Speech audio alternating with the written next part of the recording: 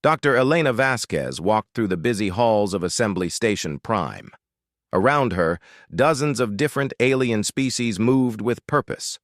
The tall, crystal-like Zephyrians glowed softly as they discussed important matters. The insect-like Kethvar moved in perfect groups, their minds connected as one. The Luxari floated like living light, speaking in colors that most species needed translators to understand. Elena carried a tablet filled with reports. Human teams had solved 3 major problems this week alone. They had stopped a trade war between the Centauri Federation and the Trilaxian Empire before it started. They had found a new way to grow food on dead worlds. They had even figured out how to clean the toxic waste that the Kethvar factories produced. But when Elena reached the council chambers, the guards stopped her. "The High Council is in session," said the Zephyrian guard, its crystal body pulsing with blue light. "No humans allowed today." Elena showed her credentials. "I'm the chief ambassador from Earth. I have the right to attend all sessions." "Not today," the guard repeated. "Direct orders from High Crystal Veltar." Elena had heard this before. For 50 years, humans had been part of the Galactic Assembly. They had worked hard, solved problems, and helped keep peace between the different species. But they were always treated like servants, not equals. She walked to the human section of the station. Here, the walls were plain metal instead of beautiful crystal. The rooms were small and simple. Her staff was already waiting for her. "Let me guess," said Captain James Rodriguez, the head of human security. "Another meeting without humans?" Elena nodded and sat down heavily. "They're discussing the purity doctrine again." The room fell silent. Everyone had heard rumors about this new policy. It would rank all species by their advancement and cosmic understanding. The elder species would get the top positions. Younger species would be given jobs based on their natural abilities. For humans, this meant more cleaning, more basic maintenance, more simple jobs that others didn't want to do. "Ma'am," said Dr. Sarah Chen, the human science advisor, "we've made real progress on the void plague research. Our emotional intelligence tests show that feelings and intuition might be key to understanding the phenomenon. The purely logical approaches aren't working." Elena looked at the data. Humans had always been different from other species in the assembly. They were emotional, unpredictable, and often acted on feelings rather than pure logic. Most alien species saw this as a weakness, but Elena was beginning to think it might be their greatest strength. "Have you shared this with the Assembly Science Council?" Elena asked. Dr. Chen shook her head. "I tried. They said our research was quaint and primitive. They told me to focus on tasks more suitable for our evolutionary level." Elena felt anger rise in her chest, but she pushed it down. Getting emotional would only prove their point about humans being unstable. "What about the waste management systems?" she asked Rodriguez. "Running perfectly," he replied. "The Kethvar industrial complex would shut down in 3 days without our cleaning protocols. Same with the Zephyrian crystal gardens. Their beautiful formations would crack from toxic buildup if we stopped maintenance. And diplomatic relations? 17 conflicts prevented this month," said Maria Santos, their chief negotiator. The Trilaxians and Federation were about to start shooting over mining rights in the Outer Rim. I spent 6 hours talking to both sides, finding common ground. Now they're sharing the profits 50-50. Elena looked around the room at her team. They were tired. 50 years of being treated as second-class citizens while doing the work that kept the galaxy running had worn them down.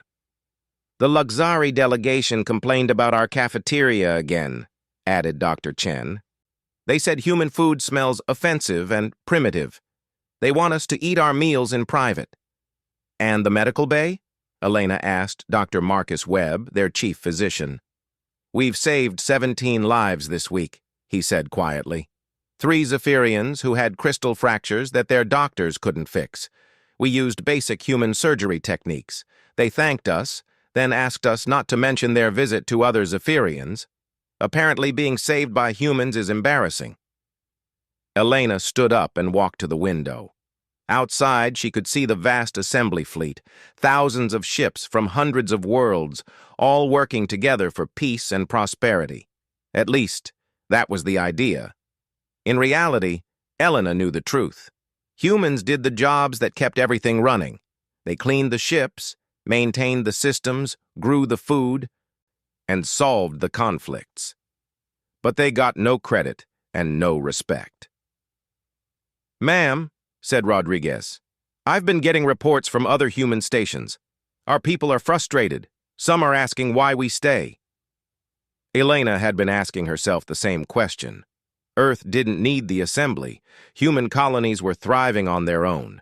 They had better medical care, more efficient farming, and fewer conflicts than most assembly worlds. "Because we believe in what the assembly could be," Elena said finally. "Unity, peace, understanding between all species." "But do they want unity with us?" asked Dr. Chen. "Or do they just want us to be their servants?" Before Elena could answer, her communicator buzzed. It was a message from High Crystal Veltar. "Ambassador Vasquez, the High Council has reached a decision regarding the purity doctrine. Human representatives will report to Council Chamber 7 for duty assignments. Your species has been classified as Support Level 3. You will be notified of your new responsibilities tomorrow." Elena read the message twice. Support Level 3 was barely above the level assigned to non-intelligent species.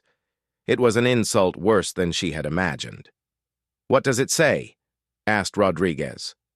Elena looked around the room at the faces of her team. Good people who had worked hard and done their best to serve the galaxy. People who deserved better than being treated like tools to be used and discarded. "It says," Elena replied slowly, "that the Assembly has made their position very clear." She deleted the message and sat down. Outside the window, the Assembly fleet continued its stately movement through space. Beautiful and organized and perfect. But Elena was beginning to wonder if something could be too perfect. If maybe the messy, emotional, unpredictable humans weren't the problem. Maybe they were the solution that the Assembly was too proud to see. The emergency alarm echoed through Assembly Station Prime. Red lights flashed in every corridor as the crisis alert system activated for the first time in decades. Elena rushed to the main briefing room, her team close behind her. The massive display screen showed a terrifying sight. An entire star system was simply gone. Not destroyed, not evacuated. Gone. Where the Kelrani system had been, there was only empty space that seemed to eat light itself. "The Void Plague," whispered Dr. Chen as she stared at the screen. "It's real." For months, reports had come from the Outer Rim territories. Planets going dark, stars disappearing, trade ships vanishing without a trace. The Assembly Science Council had dismissed most reports as equipment failures or exaggerated stories from primitive species. Now they couldn't ignore it anymore. High Crystal Veltar appeared on the screen, its massive crystalline form glowing with urgent patterns. "All Assembly members, this is a priority alpha crisis. The phenomenon known as the Void Plague has consumed the Kelrani system. We are implementing emergency protocols immediately." Elena stepped forward. "High Crystal, human research teams have been studying this phenomenon for 6 months. We have preliminary data that suggests—" "Silence." Veltar's voice cut through the room like ice. "This crisis requires the full attention of advanced species only. Humans will continue with their assigned support duties. The Emergency Council will handle all strategic decisions." "But sir," Dr. Chen spoke up, "our research shows patterns that pure logic-based analysis is missing. The Void Plague seems to respond to—" "Enough," another voice interrupted. Overmind Caxthul of the Kethvar entered the room, surrounded by a dozen smaller Kethvar drones. "Human emotional responses are irrelevant to cosmic phenomena. Your species lacks the mental capacity for such complex problems. Elena felt her team tense behind her. Months of careful research dismissed without even being examined. With respect, Elena said carefully, our neural plasticity gives us unique insights into your neural chaos, you mean, said Luminary Zexara of the Luxari, floating into the room as pure energy. The Emergency Council consists of the 3 eldest species. We will solve this crisis through proper scientific method. Elena watched as the 3 alien leaders moved to the center of the room, completely ignoring the human delegation. She noticed something interesting. Each species was setting up their own separate research stations. The Zephyrians with their crystal calculations, the HFY with their hive mind computations, and the Luxari with their energy pattern analysis. They weren't working together. They were competing. Ma'am, Rodriguez whispered, we should go. They've made it clear we're not wanted here. Elena nodded, but as they left, she heard Veltar speaking to the other leaders. The human emotional contamination has clearly affected their judgment, the High Crystal said. We should limit their access to sensitive data. Their panicked responses could cause more harm than good. Outside the briefing room, Elena's team gathered in a quiet corridor. 6 months of work, said Dr. Chen angrily. 6 months of data showing that the void plague responds to consciousness patterns, not just physical laws, and they won't even look at it. What does our research actually show? Elena asked. Dr. Chen pulled out her tablet. The void plague isn't random. It targets areas with high technological advancement first, but it avoids regions with diverse consciousness patterns. Specifically, it seems repelled by emotional complexity and neural diversity. Like human settlements, Rodriguez noted. Exactly. Every human colony has reported void plague approaching their borders and then turning away. It's as if our emotional chaos confuses it somehow. Elena thought about this. Have you shared this data with anyone? I tried, Dr. Chen said bitterly. Veltar's Science Council said it was coincidence and primitive wishful thinking. They told me to focus on evacuation logistics instead of real science. Over the next few days, Elena watched the Emergency Council work, or rather fail to work. The 3 elder species couldn't agree on anything. The Zephyrians wanted to build massive crystal barriers around important systems. The HFY proposed using their hive mind to create a unified defense network. The Luxari insisted that energy manipulation was the key. Meanwhile, the void plague continued to spread. Elena kept getting reports from human settlements, not just from their own colonies, but from mixed species settlements where humans lived alongside other races. These communities were surviving. More than surviving, they were thriving. The void plague seemed to avoid them completely. But when Elena tried to report this to the Emergency Council, she was told that human observers were too emotionally compromised to provide reliable data. The breaking point came 2 weeks later. Elena was called to another emergency meeting. This time, the 3 elder species had reached a decision. The Emergency Council has determined the optimal response to the void plague crisis, Veltar announced. We will implement the pure logic protocol. Elena listened in growing horror as they explained their plan. They would evacuate all primitive species from threatened areas.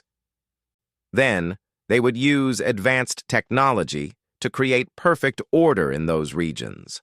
No emotional interference, no chaotic thought patterns, just pure logical harmony. This approach failed in our computer simulations, Dr. Chen whispered to Elena. Increased order seems to attract the void plague, not repel it. The protocol requires significant resources, Overmind Caxthul continued. All support species will increase their production quotas by 300%. Humans will surrender all research data to proper authorities and focus on resource extraction and logistics. Elena stood up. High Crystal, Our data suggests this approach will make the situation worse. Your data is irrelevant, Veltar said coldly. Furthermore, the Emergency Council has voted to implement immediate security measures. Human access to assembly databases, communication networks, and decision-making processes is suspended. You are too emotionally unstable to be trusted with critical information. The room fell silent. Elena looked around at her team, then at the three alien leaders who had just told them they were not trusted, not valued, and not wanted. I see, Elena said quietly. And if we refuse? Then you will be removed from assembly space for the safety of all member species, Luminary Zexara replied. The choice is yours. Submit to proper authority or leave. Elena felt something break inside her chest. Not her heart. She had expected this for a long time. What broke was her last hope that the assembly could be something better than this. We need time to consider your generous offer, Elena said. You have 12 hours, Veltar replied. Report your decision tomorrow.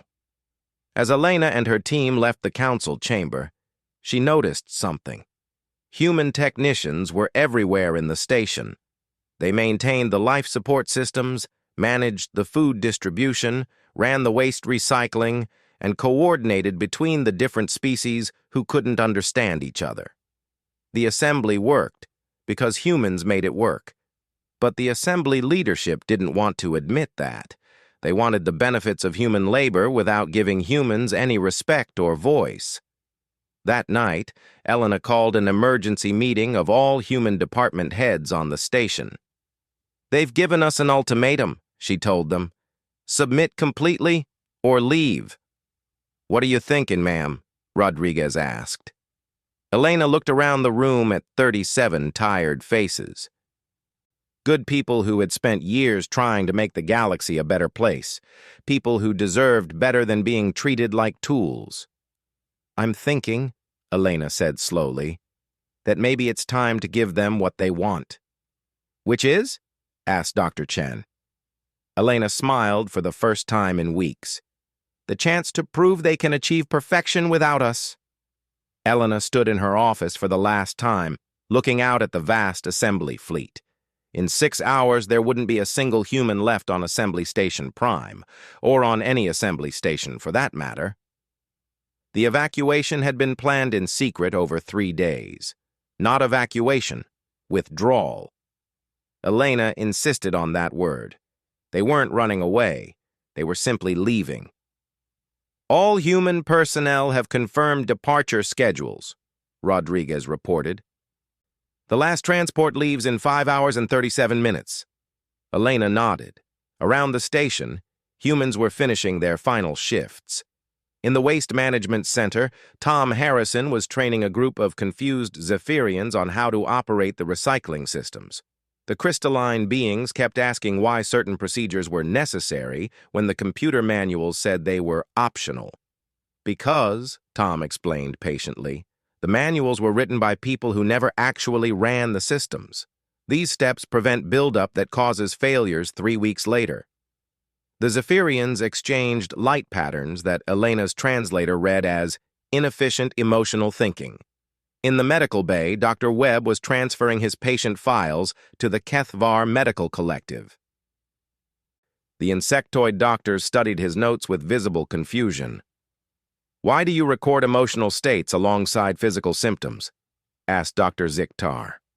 Because emotional trauma often causes physical illness, Webb explained, and physical illness affects emotional state. You can't treat one without understanding the other. Illogical, the Kethvar replied. Physical symptoms have physical causes. Webb just smiled and continued packing his equipment. Down in the diplomatic quarter, Maria Santos was briefing her replacement on ongoing negotiations between the Trilaxian Empire and the Centauri Federation. The key is understanding what each side really wants, she explained to the Luxari energy being assigned to take over. "The Trilaxians value respect and ceremony, start every meeting by acknowledging their ancient traditions. The Federation values efficiency and directness. Get to the point quickly with them." "Why should logical beings require such emotional manipulation?" the Luxari asked. "It's not manipulation," Maria said. "It's understanding. Every species has different ways of thinking. If you want to communicate, you have to meet them where they are." The Luxari pulsed with colors that Elena's translator couldn't interpret properly. Elena made her final rounds through the station. In every department, she saw the same thing. Humans explaining complex procedures to replacements who couldn't understand why the procedures were necessary. Alien species who thought that following written instructions was the same as understanding how things actually worked. "Ma'am," Dr. Chen appeared at Elena's side. "I've finished the data transfer. All our Void Plague research has been copied to assembly databases." "Did they review it?" Elena asked. Dr. Chen shook her head. "Veltar's Science Council said they would examine it when time permits. They're too busy implementing the pure logic protocol." Elena wasn't surprised. The assembly leadership had made it clear that human insights weren't wanted. They preferred their own theories, even when those theories weren't working. "Final personnel report," Rodriguez announced over the communication system. "All human staff have completed their duties and reported to departure stations. We are on schedule for complete withdrawal." Elena walked to her desk and activated her personal recorder. This would be her final message as Earth's ambassador to the Galactic Assembly. "High Crystal Veltar, Overmind Caxthul, Luminary Zexara, and esteemed members of the Assembly," she began. "By the time you receive this message, all human personnel will have departed assembly space. This withdrawal is effective immediately and is permanent. For 50 years, humanity has served the Assembly with dedication and pride. We have maintained your stations, solved your conflicts, and supported your mission of galactic unity. We believed in that mission. We wanted to be part of something greater than ourselves. However, the recent crisis has made clear that humanity's contributions are neither wanted nor valued. The Emergency Council has determined that human emotions, intuition, and collaborative thinking are obstacles to achieving perfection. We respect your decision.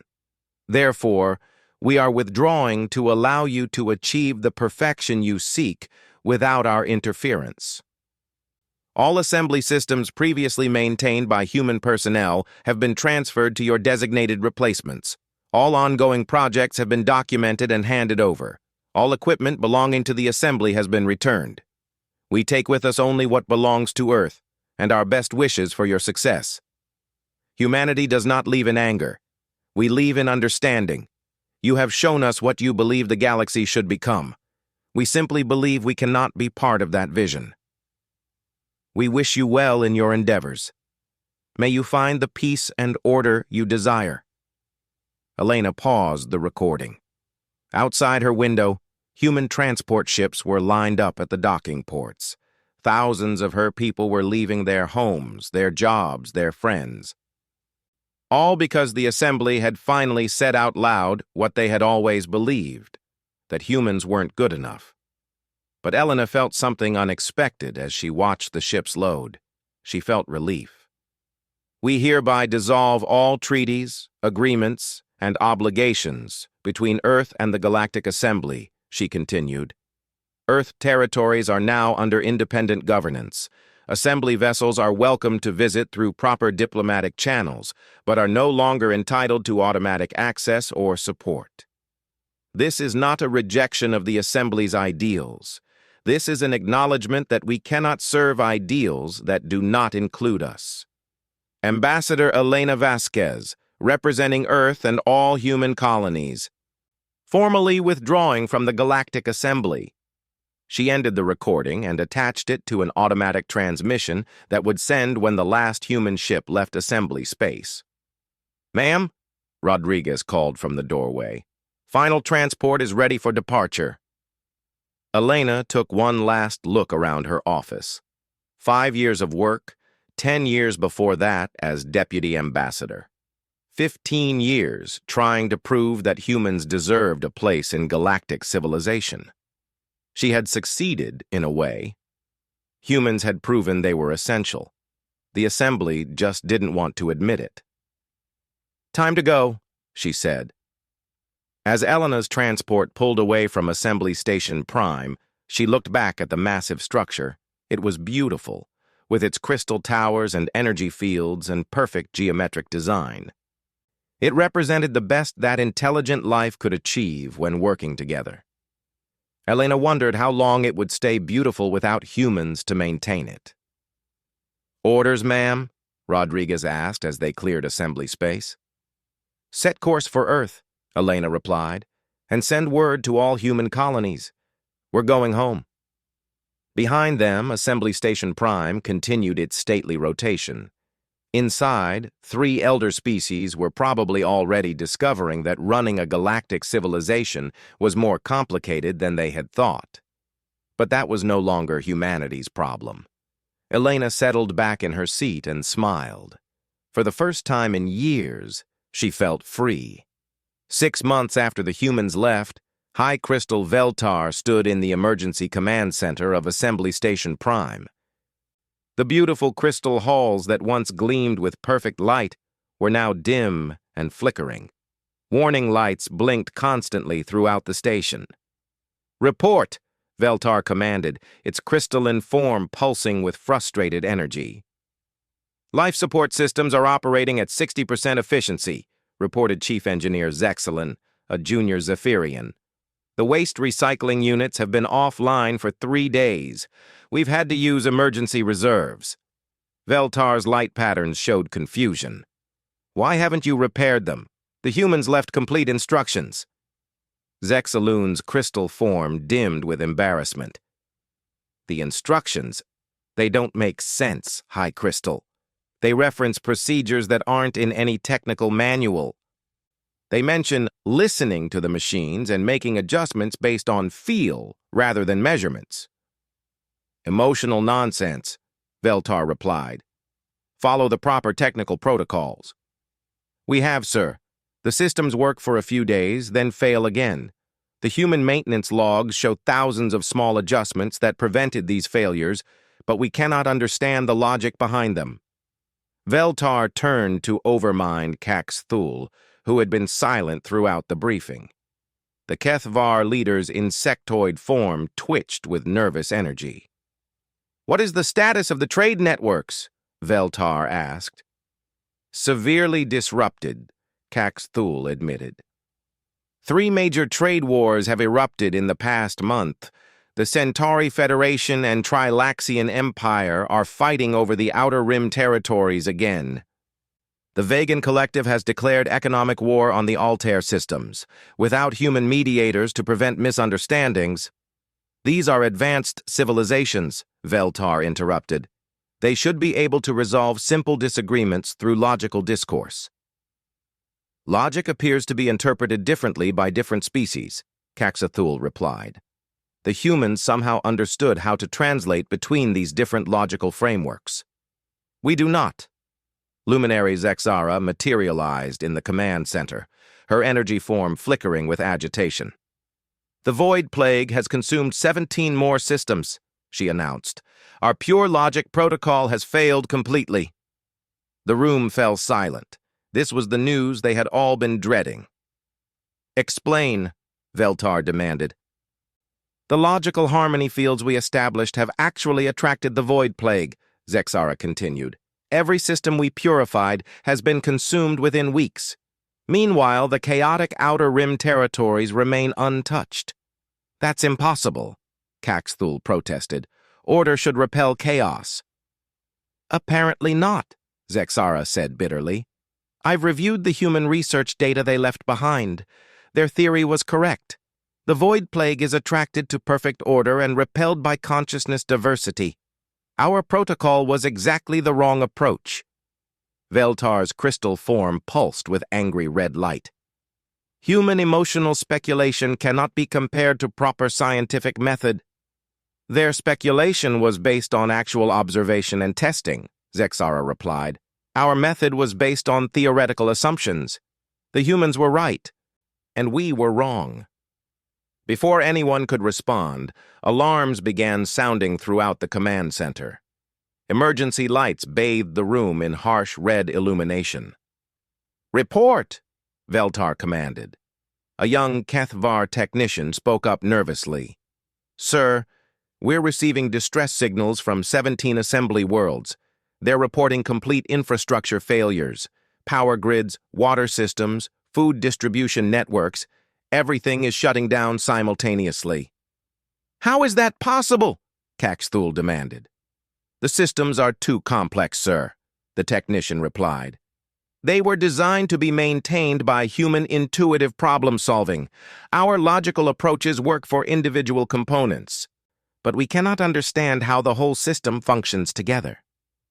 Veltar stared at the display screens showing failing systems across hundreds of worlds. Each screen represented millions of lives, depending on infrastructure that was falling apart without human maintenance. "What about the automated systems?"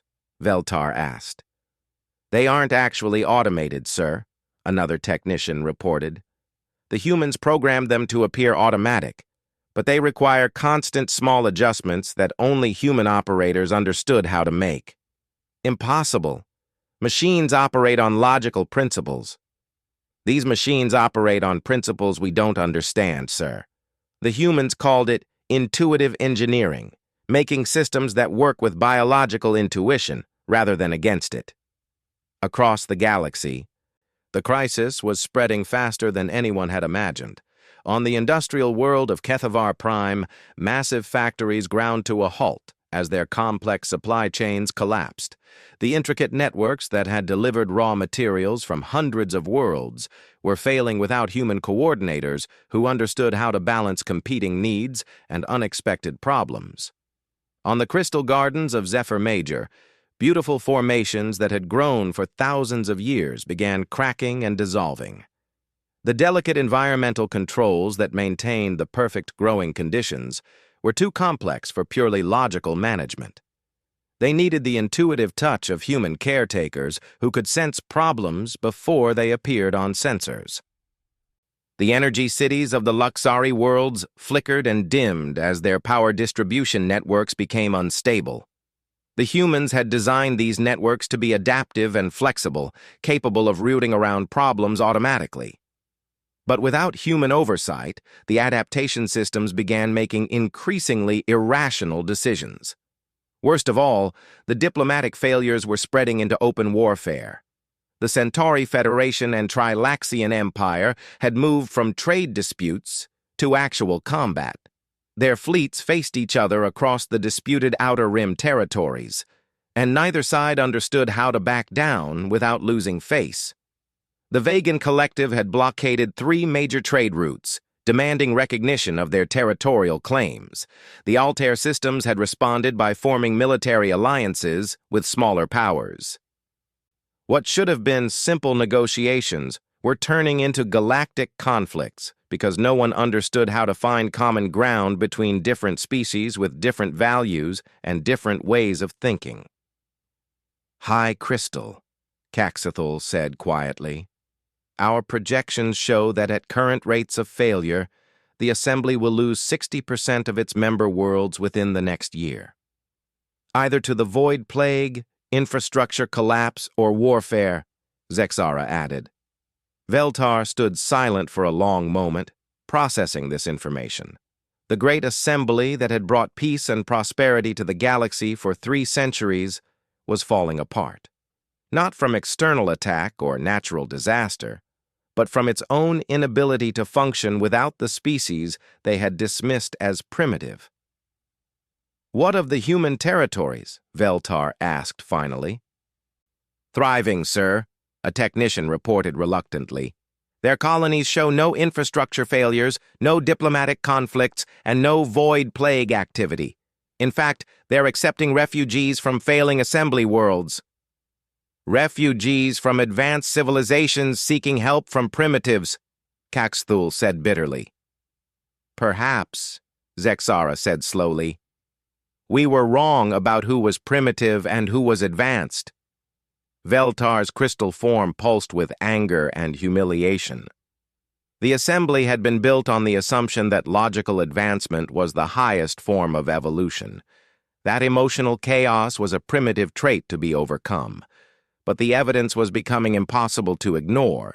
The emotional, chaotic, primitive humans had been holding their perfect civilization together, without human intuition, human empathy, human ability to understand and bridge differences. The assembly was collapsing into exactly the kind of logical, orderly chaos that attracted the Void Plague. Sir, the technician said hesitantly, several member worlds have requested permission to open diplomatic contact with human territories. They want to ask for assistance. Absolutely not, Veltar said quickly. The assembly will solve its own problems through proper methods. What if we can't? Zexara asked quietly. Veltar didn't answer. Outside the command center windows, Assembly Station Prime continued its stately rotation through space. But inside, in the dim corridors where waste was backing up and life support systems struggled to function, the greatest civilization in galactic history was slowly dying from its own perfection. 2 years after humanity's departure, a desperate diplomatic mission approached the Sol system. The ship was small and battered, carrying representatives from what remained of the Galactic Assembly. High Crystal Veltar stood at the viewing window, watching Earth grow larger on the screen. The blue and green world looked exactly as it had when humans first joined the assembly. But everything else had changed. Incoming transmission from Earth Defense, announced the ship's communication officer, a nervous young Zephyrian. They're requesting our intentions. Tell them we seek diplomatic audience with the human leadership, Veltar replied. The response came quickly. You are cleared for approach to Luna Station. Please follow the designated flight path exactly. Any deviation will result in escort by defense ships. Veltar noticed something interesting. The human communication was polite but firm. No threats, no anger, just clear boundaries. Luna Station was impressive, clean, efficient, and bustling with activity. Ships from dozens of species moved through the docking bays. But these weren't assembly species. They were refugees, survivors from worlds that had fallen to the Void Plague or collapsed from infrastructure failures. As Veltar's delegation walked through the station, they saw something that shocked them. Former assembly species working alongside humans in perfect harmony. Kethvar engineers learning human intuitive maintenance techniques. Luxari energy beings studying human emotional psychology. Zephyrian scientists collaborating with human researchers on new technologies. Welcome to Luna Station, said a familiar voice. Veltar turned to see Elena Vasquez approaching. She looked older, but there was a peace in her expression that hadn't been there during her assembly days. Ambassador Vasquez, Veltar said formally, we appreciate your willingness to meet with us. I'm not an ambassador anymore, Elena replied with a slight smile. I'm the director of the Terran Cooperative, and you're welcome here as guests, not as assembly representatives. Veltar's crystal form flickered with confusion. What is the Terran Cooperative? Come, Elena said. I'll show you. She led them through the station to a large observation deck. Through the transparent walls, they could see a vast space construction project. Hundreds of ships worked together, building what looked like a massive habitat. New Geneva Station, Elena explained, home for refugees from the Kethvar industrial worlds. Their factories collapsed, and their people needed somewhere to live and work. So we're building them new homes. You're helping assembly species? Veltar asked, surprised. We're helping people, Elena corrected. The Kethvar workers didn't make the decisions that led to their world's collapse. They don't deserve to suffer for their leaders' mistakes. Overmind Caxthul, who had remained silent until now, spoke up. Our industrial worlds, they all failed? Elena nodded sadly. I'm sorry. The complex supply chains couldn't function without intuitive coordination. The logical systems worked perfectly until they encountered unexpected problems. Then they locked up completely. But our hive mind should have been able to adapt, Caxthul protested. Your hive mind is excellent at coordinating known tasks, Elena said gently. But it struggles with true creativity and adaptation. That's not a weakness, it's just a different way of thinking. The problem was trying to force one type of intelligence to handle tasks that required a different type. Luminary Zexara materialized beside them, her energy form dim and flickering. The Void Plague has consumed 70% of assembly space, she reported. Our pure logic protocol accelerated its spread. We warned you that would happen, Elena said without accusation. The Void Plague feeds on perfect order. It's actually a natural phenomenon that prevents any one type of consciousness from dominating the galaxy completely. You knew this? Veltar demanded. We theorized it based on our observations, Elena replied. Consciousness diversity seems to be a fundamental requirement for stable galactic civilization. When you try to make everything the same, nature pushes back. Elena led them to a conference room where other former assembly species were waiting. Veltar was shocked to see refugees from some of the most advanced civilizations in the galaxy. These people came to us after their worlds fell, Elena explained. Not because they couldn't survive on their own, but because they wanted to be part of something different. Something that valued their unique abilities instead of trying to make them all think the same way. A Kethvar engineer spoke up. The humans taught us that our logical precision is valuable when combined with their intuitive creativity. Separately, we're both limited. Together, we can solve problems neither could handle alone. A Luxari scientist added, Human emotional intelligence helped us understand consciousness patterns in ways our energy manipulation never could. We thought emotions were primitive noise, but they're actually complex information processing systems. Veltar listened to testimonial after testimonial, advanced species praising human abilities that the Assembly had dismissed as primitive weaknesses. What do you want from us? Elena asked directly. Veltar's crystal form pulsed with the colors of humiliation. The Assembly is failing. Our worlds are dying. Our people are suffering. We need help. What kind of help? Elena asked. We want humanity to return to the Assembly, Caxthul said desperately. Resume your previous positions.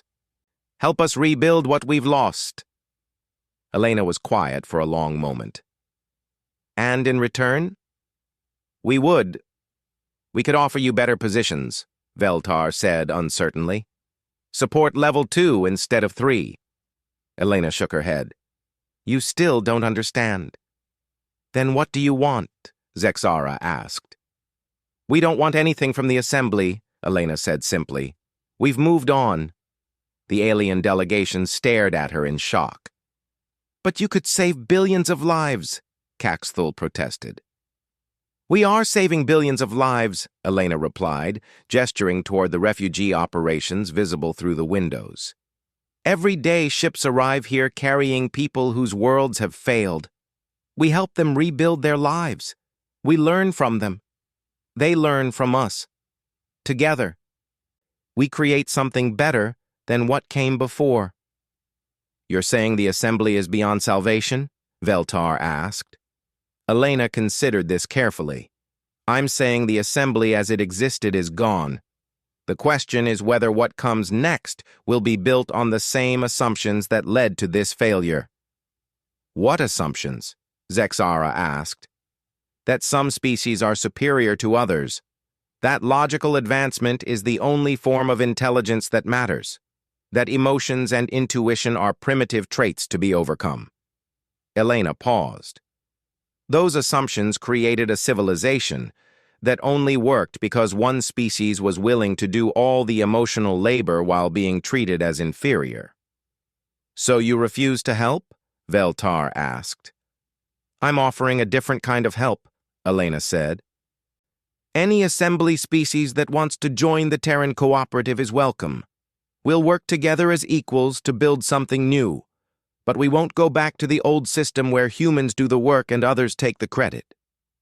"But what about the assembly worlds that are still functioning?" Cax Thul asked. "Billions of people who need help?" Elena smiled sadly. "We've sent aid shipments to every world that requested them. Medical supplies, food, technical assistance, no conditions, no demands for political concessions, help freely given. Many of our worlds have rejected human aid," Zexara admitted. "They consider it humiliating." "Then they've made their choice," Elena said. "We can't help people who don't want to be helped." As the meeting ended, Veltar looked out at the bustling activity of Luna Station. Ships from former assembly worlds worked alongside human vessels. Refugees who had lost everything were building new lives. Different species collaborated as equals. It was everything the assembly had claimed to represent.